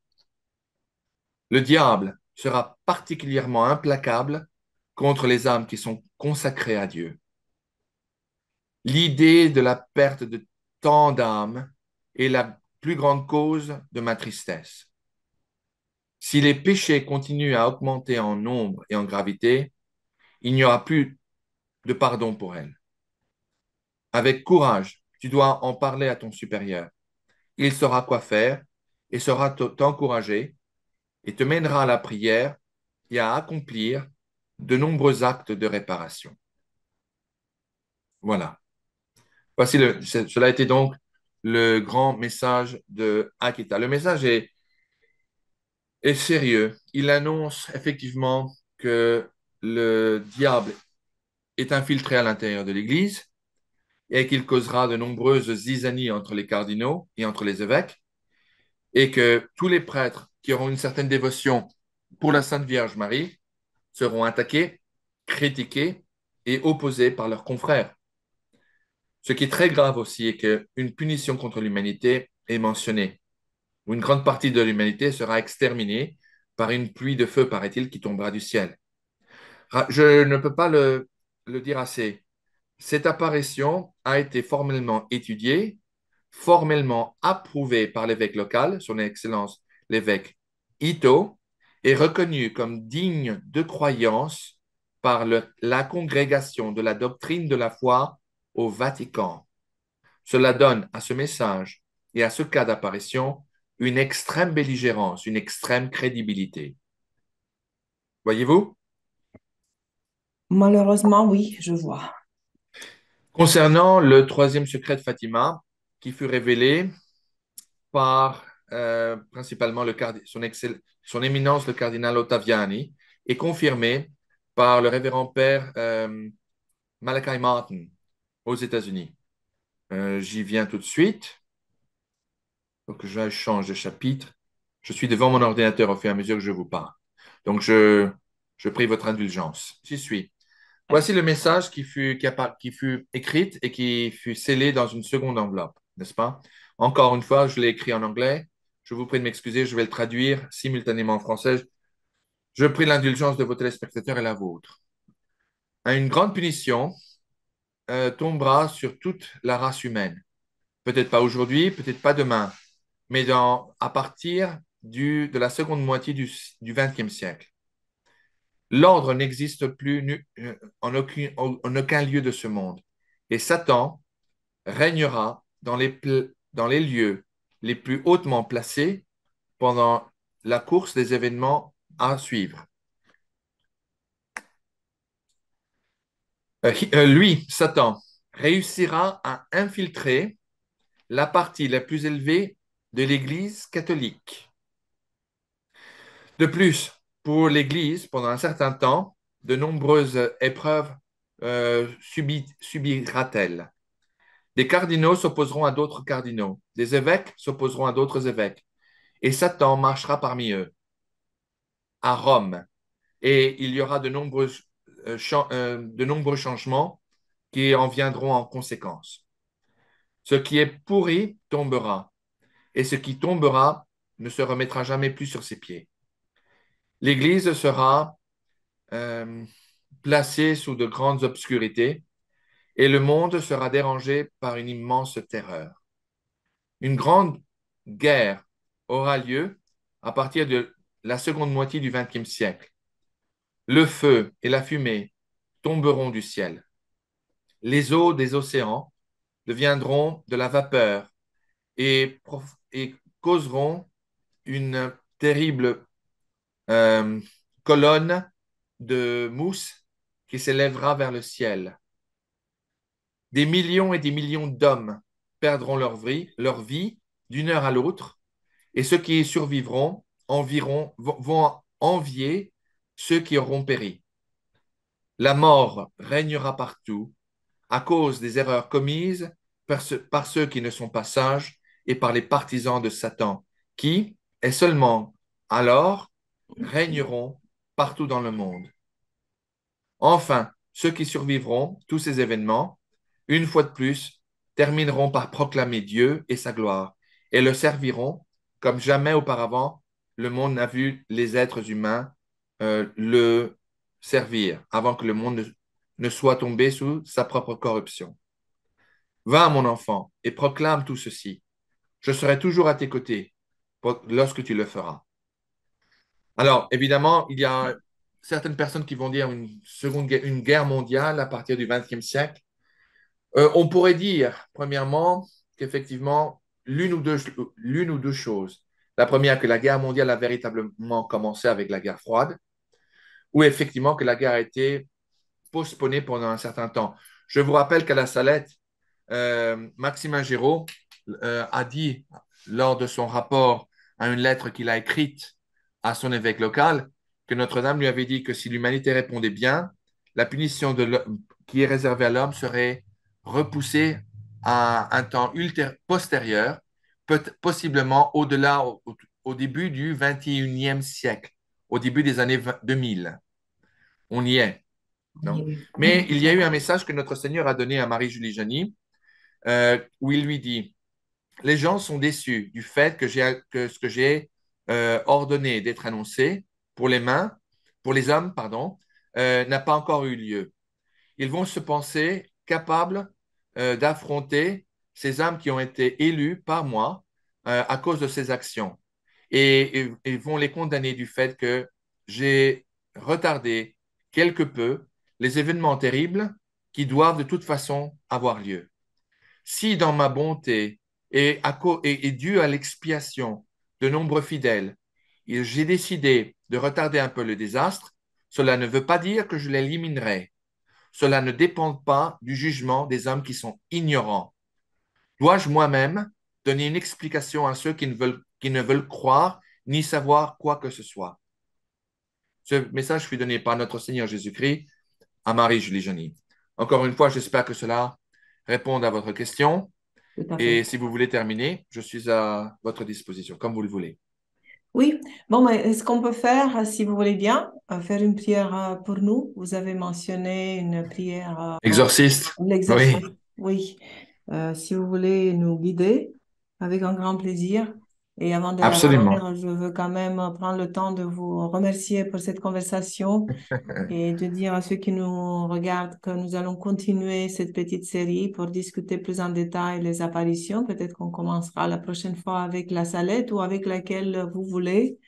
Un dernier commentaire. Vous savez, les messages sont tellement effrayants et moi aussi, j'ai eu un peu de mal en lisant surtout le premier chapitre. C'est lourd, en fait, à lire. C'est pas facile à avaler. Donc, je peux comprendre ceux qui ressentent de la peur. Mais avant de commencer la prière, un dernier mot pour ceux qui se sentent poussés vers l'anxiété en écoutant ces messages parce que c'est pas facile. Il faut avoir quand même la foi et l'espérance dans le cœur. N'interprétez pas ces messages comme un ultimatum ou comme une menace, du tout. Les messages de la Vierge Marie sont un message d'espoir. Premièrement, car ils appellent l'humanité à changer le cours de l'histoire par leur conversion. Numéro un.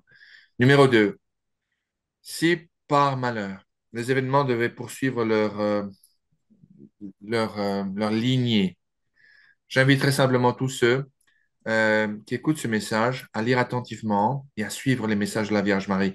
Car vous verrez, surtout avec les messages de la Vierge Marie à travers l'Aphrodite, Marie-Julie Janis, la Vierge nous appelle à nous préparer, à nous protéger spirituellement de l'âme et du cœur, mais aussi physiquement, extraordinairement.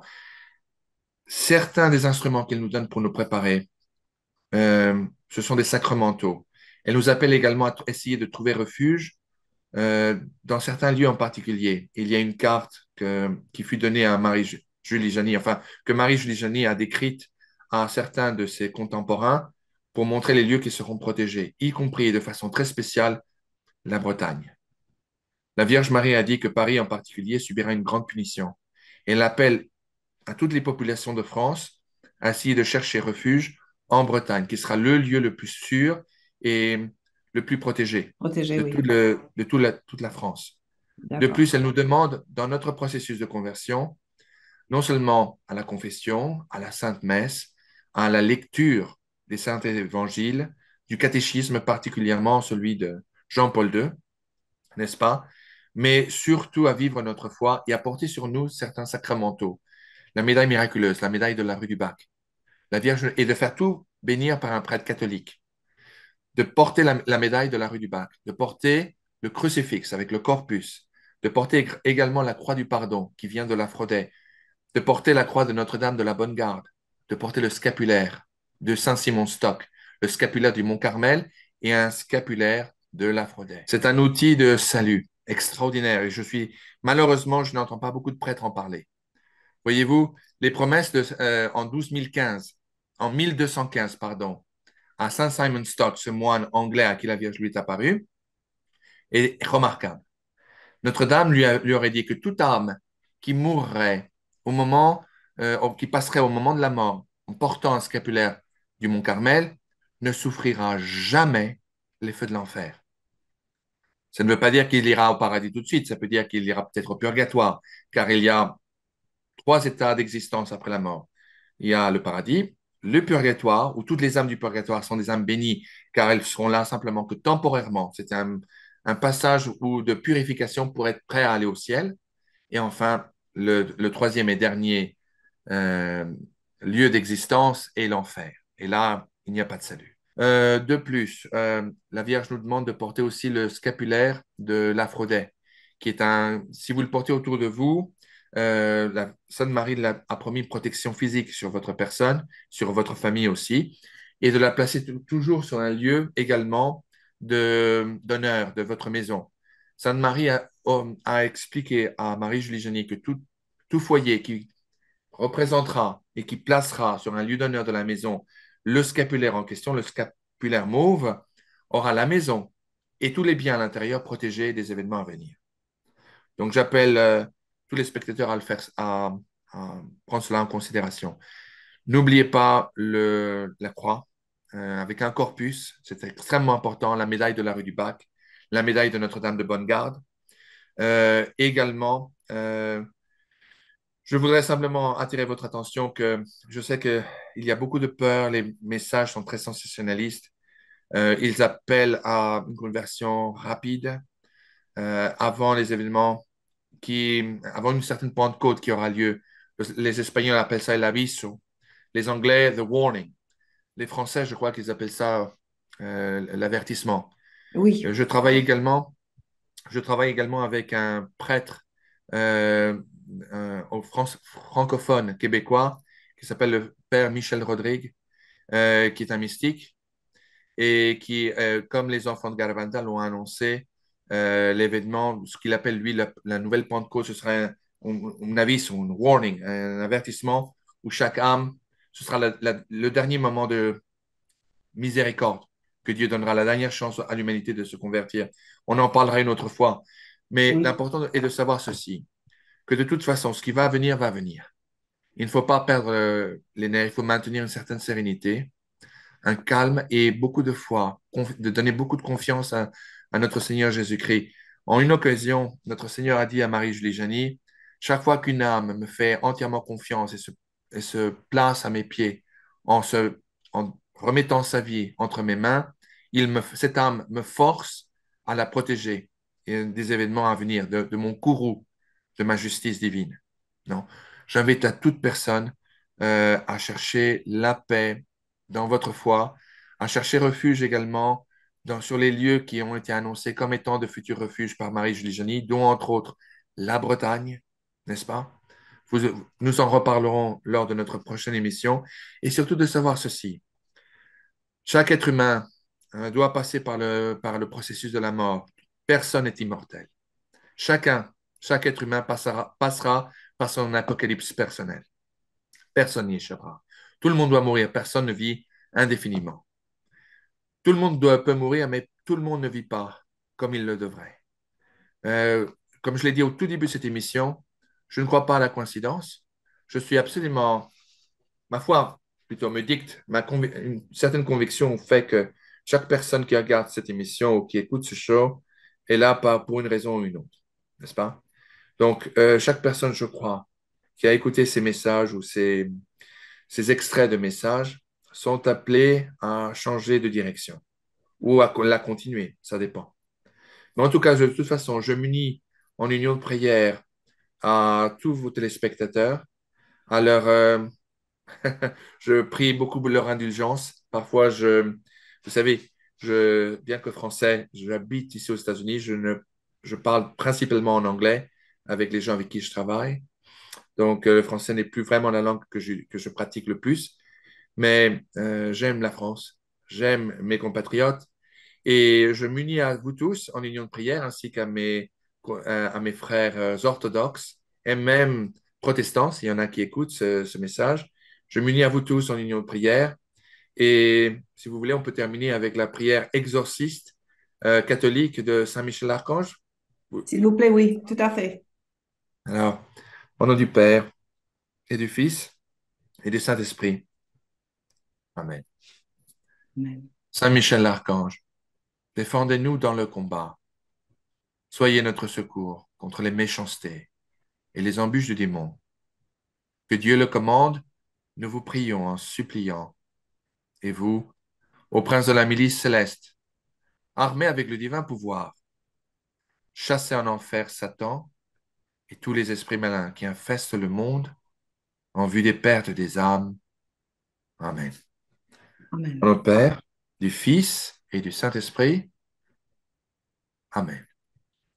Merci. Merci infiniment. Je vous remercie aussi, Monsieur Herral. Merci beaucoup pour cette conversation que nous pouvons continuer pendant des heures et des heures, que nous avons en fait tenue pendant des heures et des heures.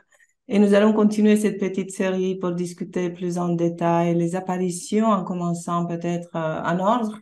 On verra bien.